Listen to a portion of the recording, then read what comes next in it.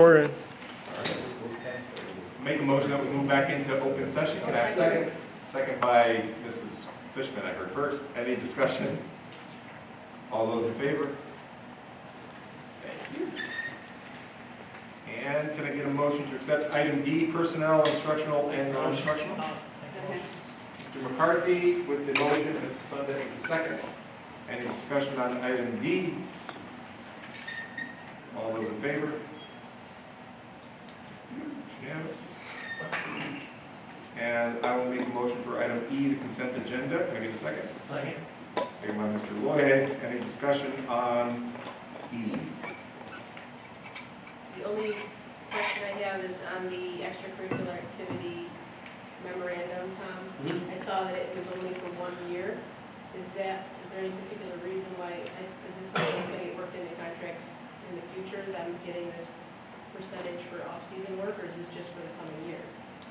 We just wanted to go 1 year to see what was gonna happen, but the plan is that it's gonna be moving on after that. Usually we would sunset something like that, it's brand new. Okay. And then after that, we're looking to work that in, because it's gonna be worked into their account. We don't wanna have MOAs all the time. Okay. When we do the real negotiations, it'll be worked in. Okay. Tom, one thing, and it's the cards when it comes to us here, but as far as assessing that performance, is there going to be a report that's submitted by the individual to the AD, to the SI, or is it all going to just be word of mouth, this is what I did, this is what I didn't do? No, good question. So the first thing that's happening, and it's written in there, the date was like August 28th. Yep. So already, Jim Dranzak is meeting with all the varsity coaches, the head coaches, and he is making a criteria, not just for the head coaches, but in collaboration with them to say, okay, this is what the JV assistants should be, whatnot.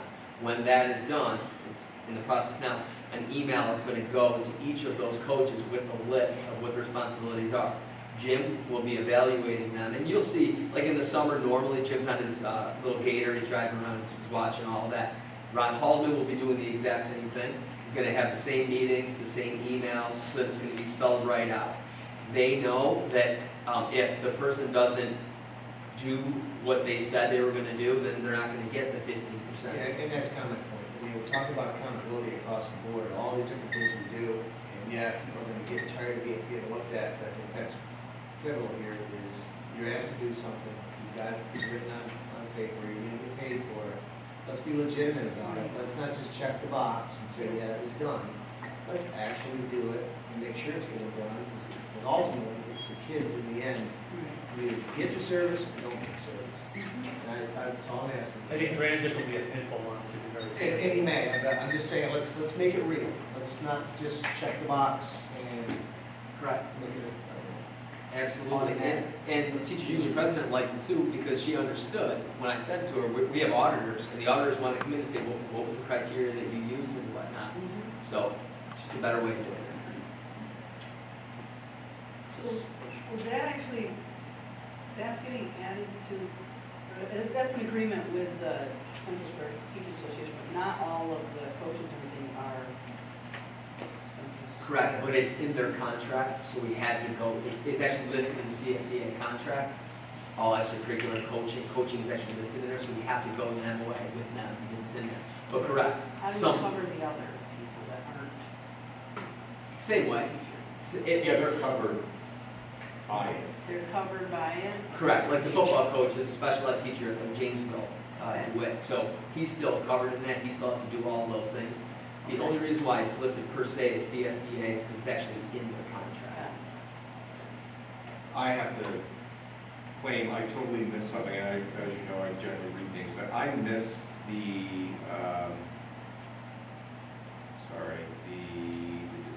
item E10, resolution of scheduling discrepancy with CSSPA. Okay. So there were two teaching assistants that fall under the category of sysops. So it was off, I believe, 30 minutes. I could have Arena jump in and explain that. No, just because I missed it, and now Yeah. I'm taking ownership on that one. But yeah, what are we approving? It's we're changing Their adding 30 day. minutes to their schedule. Correct. Okay. So it was 30 minutes. Legitimate work and. They didn't even want, they wanted to keep doing it, and, but in fairness to Leanne Stone, who at the time was the president, said, well, no, like, they didn't want to rock the boat. Those two sysops are amazing, but it's what they were entitled to. We've seen it, we've rectified the situation. Right, can do. Yep. And they're amazing workers.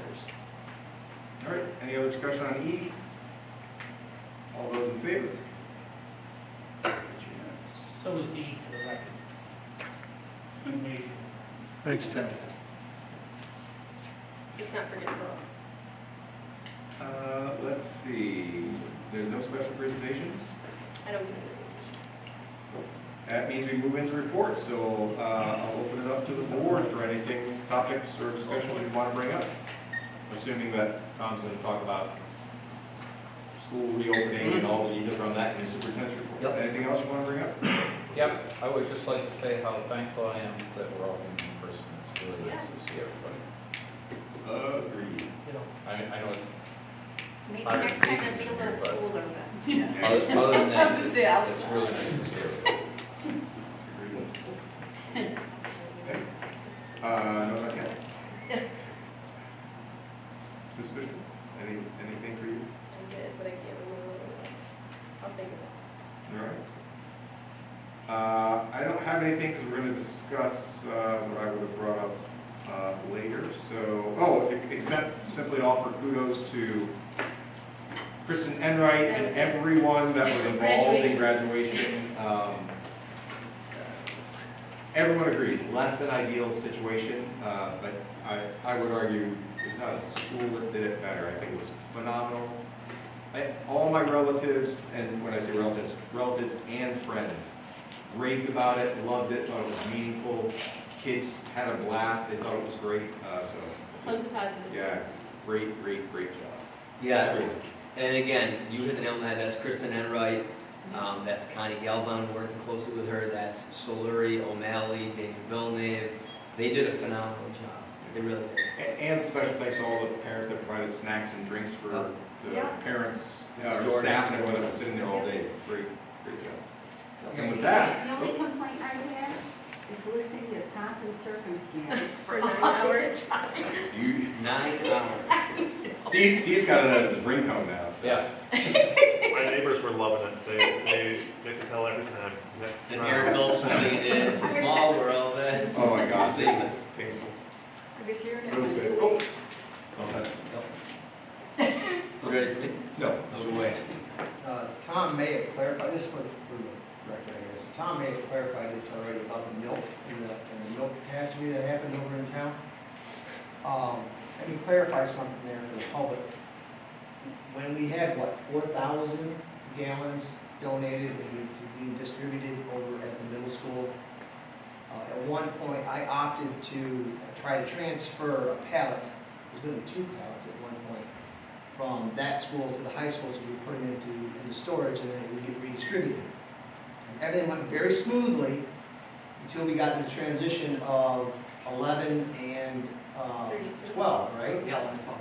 And it's a bit of a contour angle, my truck, obviously, it tipped over.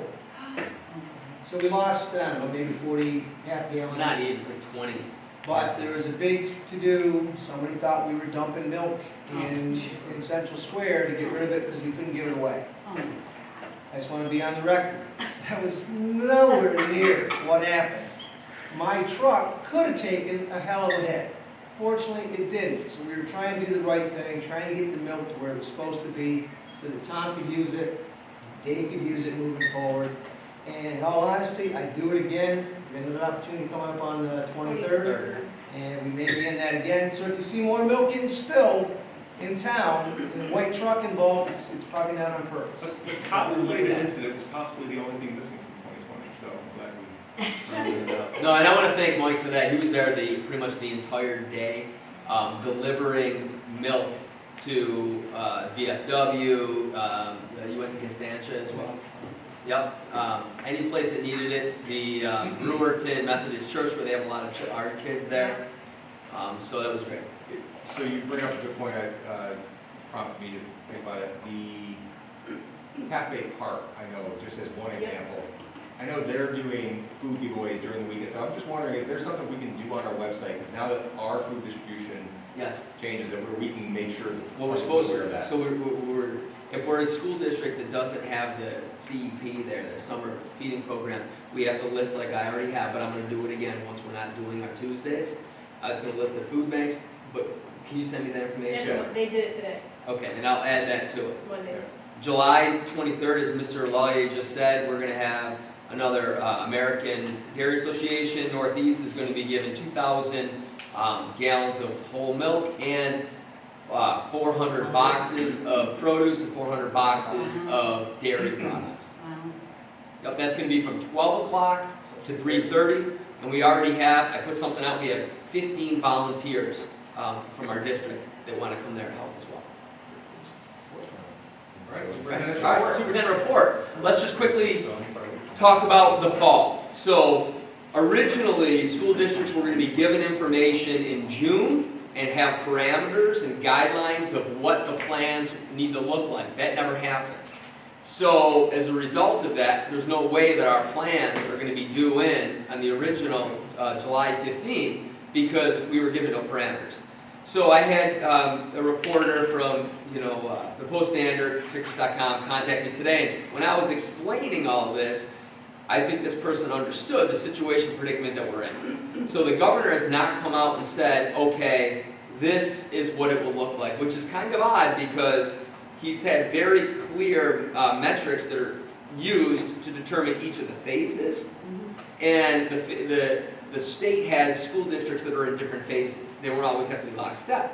So what I wish is that the governor would come out and say, okay, if your region is at this level of metrics, then you then can do this and open up like a category, whether it's every student comes in or whether it's a hybrid version of distance learning and in-person. But what are we doing right now is $1 million question.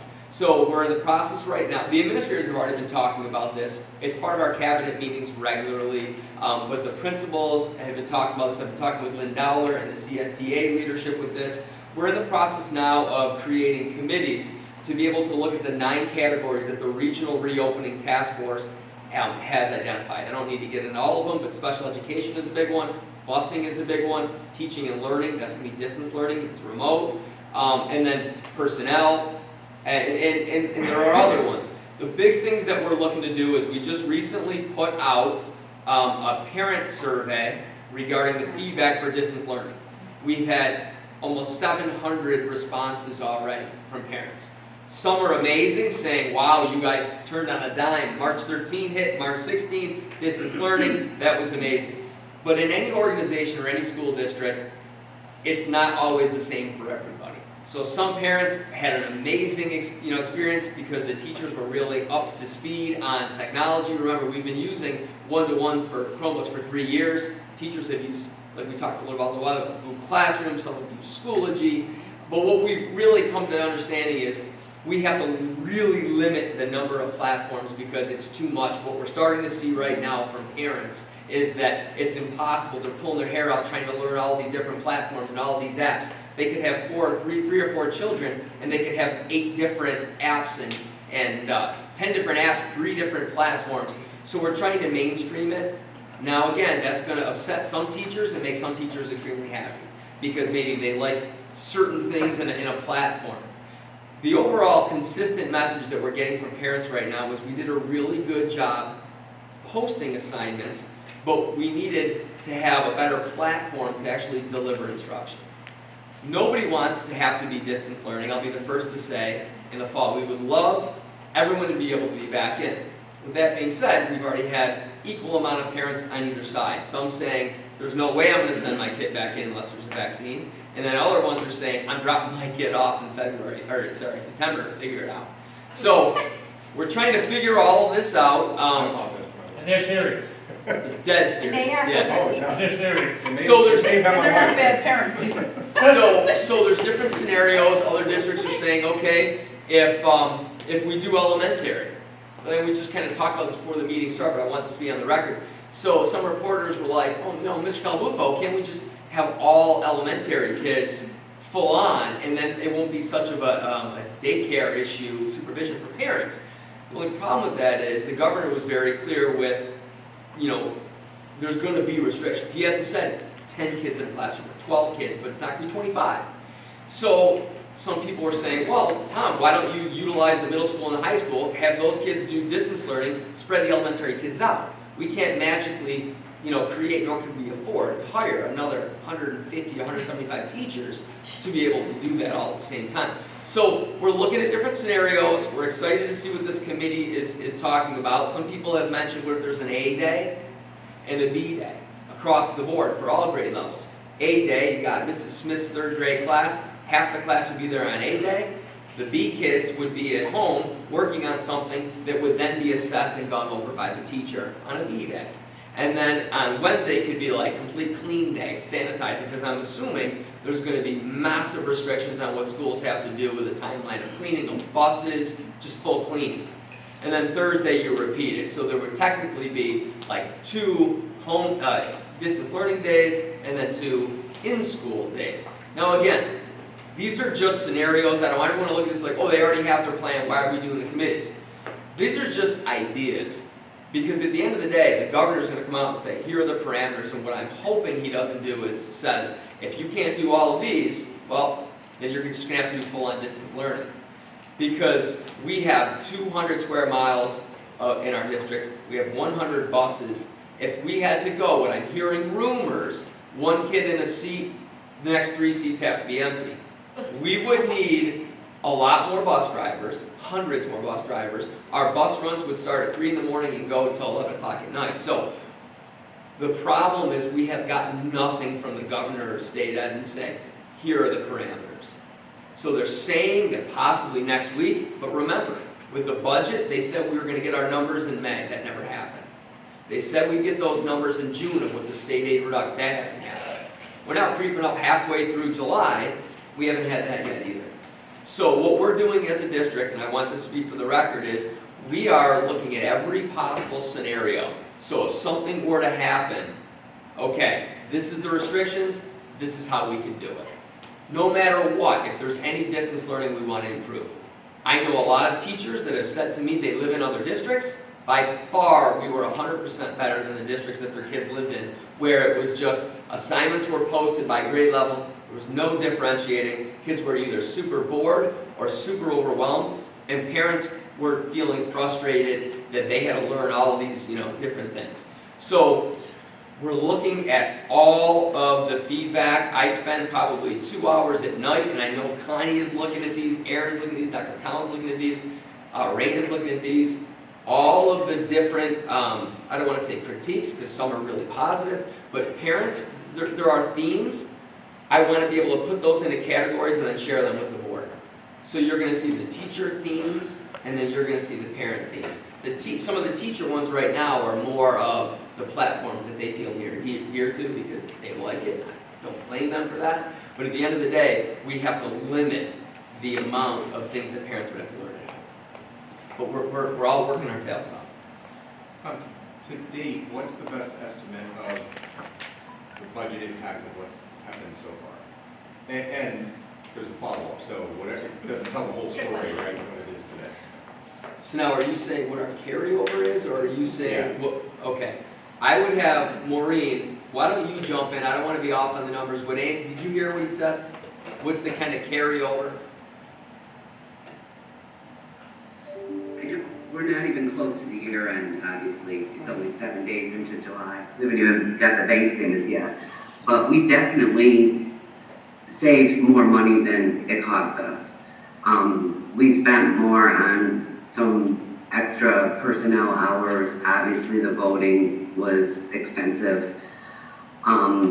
We had to we bought those 360 Clorox machines that we're going to be using in the chemicals. So those were the costs. But we definitely have some savings on 3 months of no subs, fuel, some bigger categories like that. So I think we're going to be all right with our year end. I'm hoping that we had appropriated $1.5 million that we're not going to be using that. Okay. So that's kind of my really estimated look at it right now. Which will help us brace if the governor does what he did to the small cities and hits us with a total 20% slam reduction to state aid.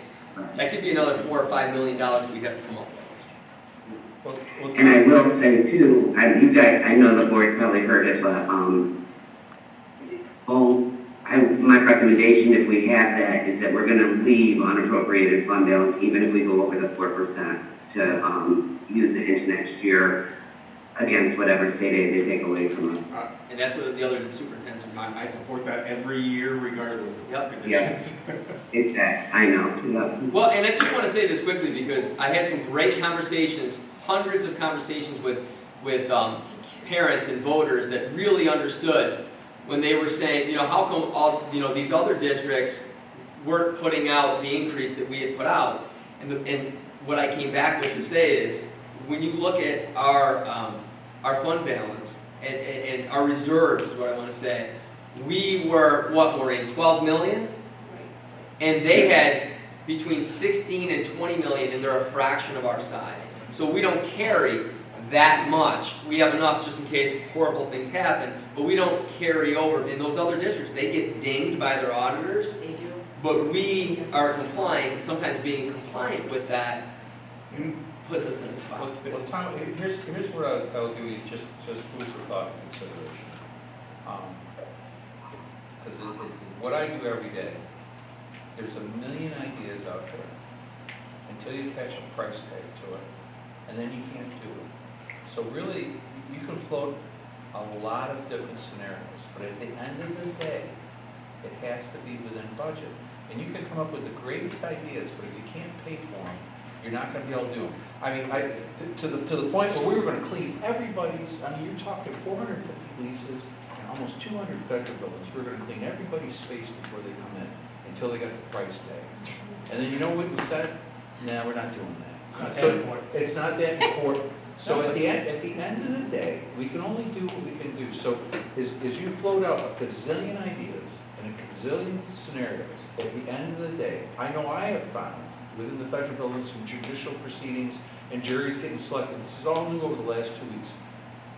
Once you did it, everybody realized, oh, this wasn't so bad. What did we get all worked up about?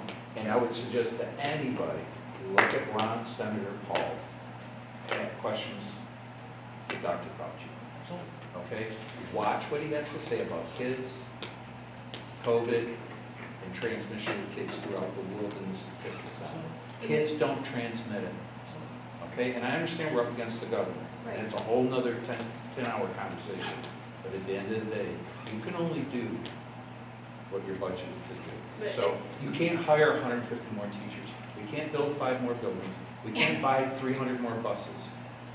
It is what it is. Yeah. But I think the point, Steve, what you just said is, once you saw the price tag, you didn't care. The problem is the person making the decisions is the one that's paying for the price tag. And so he can make whatever restrictions he wants, and that's. Yeah, and that's the problem, because this, even if we're whatever we are, we're under budget, right, because of these circumstances. It's a false number. The estimate from NISBA right now, and taking a conservative number based on what they think might actually happen, for our district, will probably be $7 to $8 million of additional costs in whatever reopening scenario they come up with. That's the conservative estimate. And that's awful enough until you talk about they've already cut other school budgets by 20%. So now you're talking an additional $16 million. So $23 million gap on an $80 million. And I'll piggyback on that. So you want to talk about unfunded mandates. If the governor comes out and says splash guards, we didn't have the budget for that. If they say temperatures before kids get on the buses, that would have to put a monitor on every bus. It's just like OCC just put something out. It was a nice article that said they canceled fall sports just because they know right now they can't afford all the restrictions that you have to do scholastically to be able to do those things.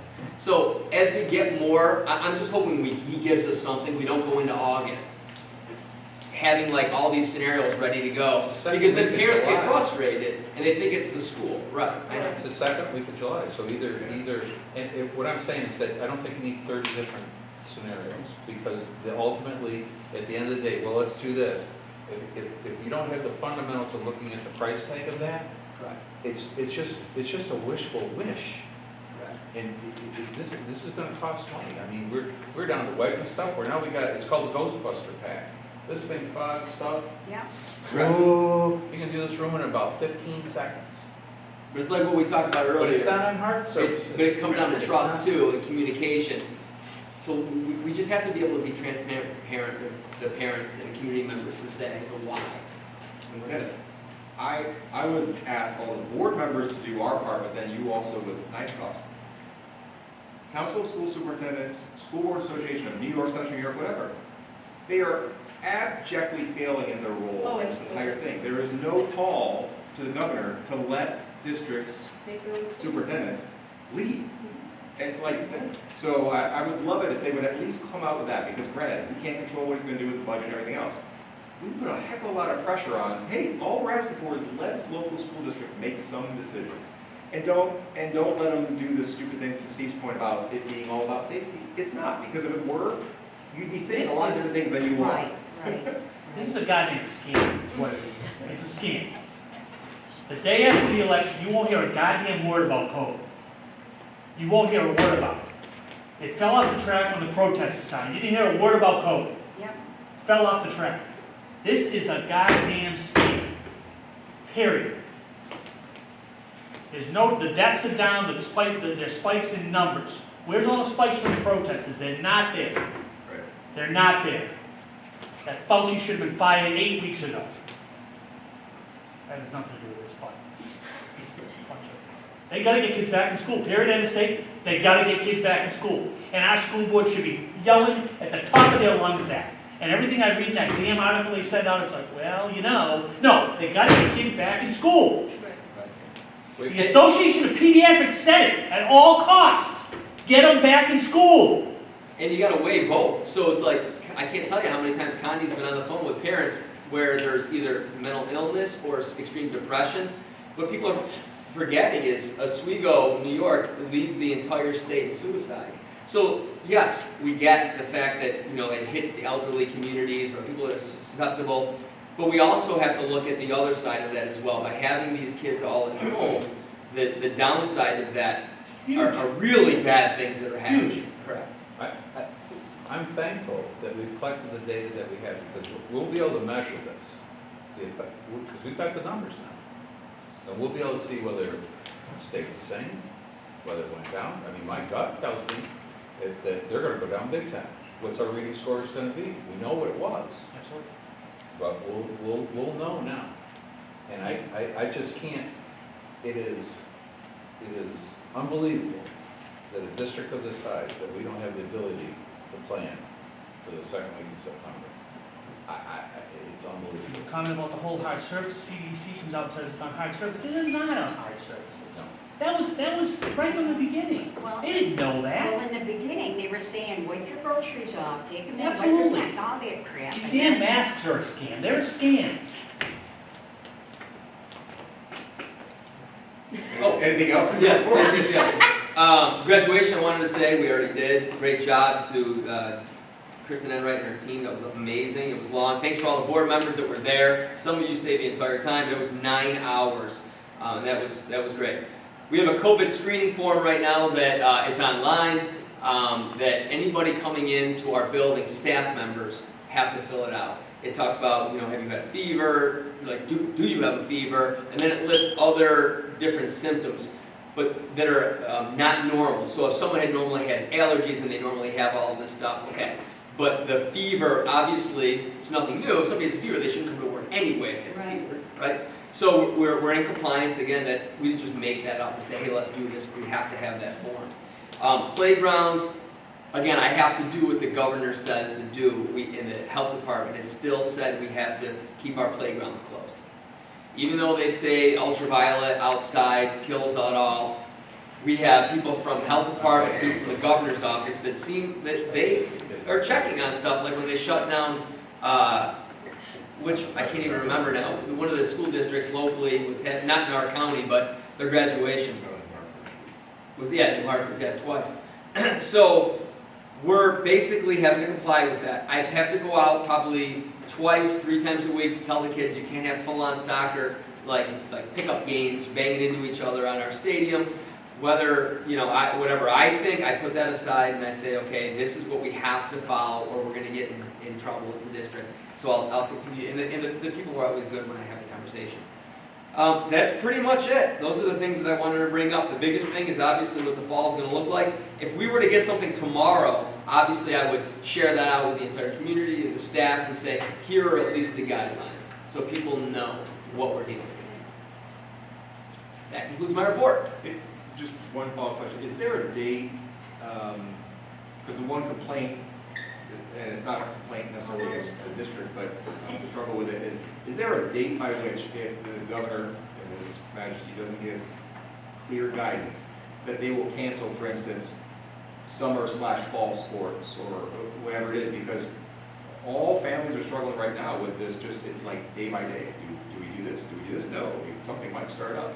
So is there a date that we're going to decide that we just can't feasibly carry it out? If you were to ask me a week ago, I'd say let's wait and see, but now I realize we have to come up with a date. And the only problem with that is I want to collaborate more with people because there are some people who go, well, wait a minute, why is Calabufo putting the brakes on when we could have a season? Sure. And I would feel bad, especially let's say it's a football player, this is their senior year, or any sport. So I want to be very careful about saying if it goes past this date, we're done. I do want to make concessions because I know, band, you would know more than me, the one that they have to do in the fall, they're going to do it in the spring. Which one is that? Field band, Winter Guard. So they have to do March, right? What's the one, in order? You have to participate in both. is what So what I've already mentioned, I'm going to have the conversation with Ron Haldeman and Andy Graziano is because the uncertainty, I want families right now, if you're planning a summer vacation, take that summer vacation. Be with your family as opposed to waiting, because I don't personally think that the governor's going to come out. He sidestepped it today, if you watch the press conference. I don't think they're going to come out and say, okay, you can have it. He canceled the fair today. You can't have any in-person special ed programs at all over the summer. So, I'm sorry, in-person summer school. So I can't imagine they're going to say, okay, but yeah, you can have sports and whatnot. That would normally be starting August 1st. So, again, it's just my opinion. I don't think it's going to happen in the fall for sports and for music. I think he's going to come out and say that. But I just need a little bit more time on coming up with a date. All right. Move into the home stretch here. Items for discussion and action. There will be discussion on this one, but, sorry, I have another thing. Item H1, approval of the second reading of proposed district policies. These will become policy if they're passed. So can I have a motion for that? Make a motion? Second. Mr. McCarthy, second by Mr. Boye.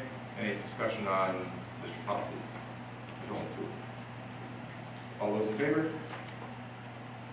Unanimous, thank you. And a motion for item H2, approval of the National School Board Association dues. Make a motion? Motion by Mr. McCarthy, second by Mr. Boye, and I'll start the discussion. Pearl, what do we lose? What do we lose if we don't renew this? National School Board Association? Yeah. Because I see no value in What do we that. currently get out of it? What do we Piece of paper? Is that a stupid magazine that shows up? No, that's No, New York there's- State, so we there's- still yeah. get that. Oh. Yeah, Because I know we'll that get you that read one. it. This is where they usually have it Salt Lake City, and they have it out west, the Maureen, national. the question is, what would they lose by not keeping the National School Board Association? I don't have it in front of me, but Andy, I think I sent it to you last year when you asked about this. There was a gentleman who sent the email, and he kind of went on and on about, they advocate, they help, they got it, but I really think We have lawyers. we don't participate They in don't any of advocate those. for what we want, Nope. anyways, they advocate for big cities. So, Well, you get So that As long as you have I'm state. not advocating getting rid of the governor. I don't want to pay him nothing. So as long as you have state. yeah, so I definitely will be voting against this one. I'm all for not rejoining national. New York, I actually think, has some value to it, but national, none whatsoever. So, Well, any New other York is all discussion? for New York City anyway. So we can just vote against it then? And it Yeah. just Just won't rescind the pass. motion, just. No, we will be voting against, yeah. I mean, you're either voting to renew or not, so. Alright. Any other discussion?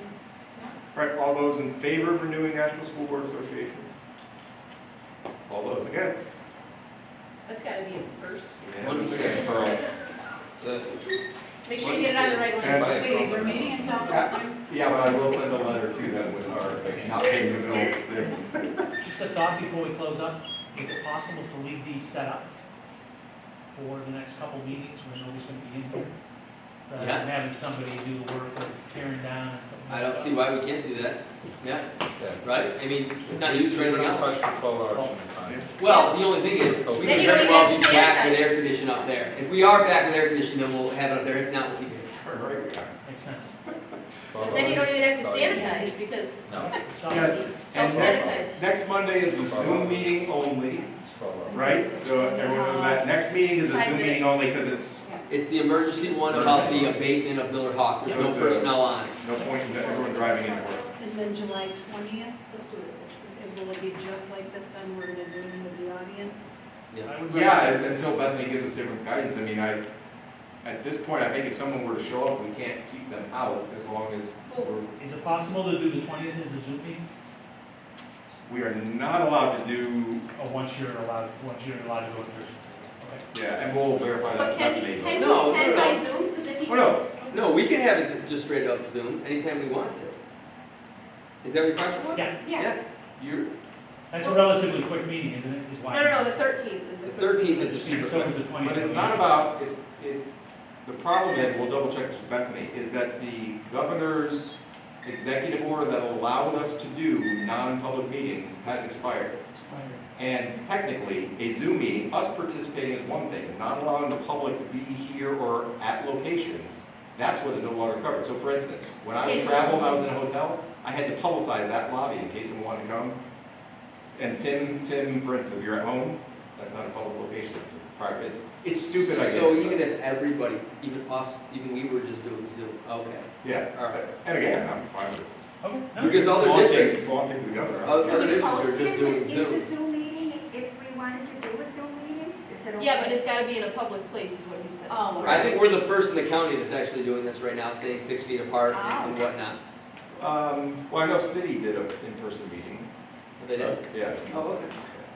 but, I don't see why we couldn't allow people to be here anyway. We can keep them all 6 chairs. that's what I'm saying, that it has to be Well, less the than only, 50 people. it has to be less than 50 people, so we would have to say no to people, and how do you do that? Oh, really? Why don't we bring a Everybody bus has in to- and you put them have every to say no to You anyone. put one chair in that corner. How many people are on this? Bring a bus and put them every One, four- two, well, Yeah, but just. that are not, Do you yeah. ever get 50 people? Correct.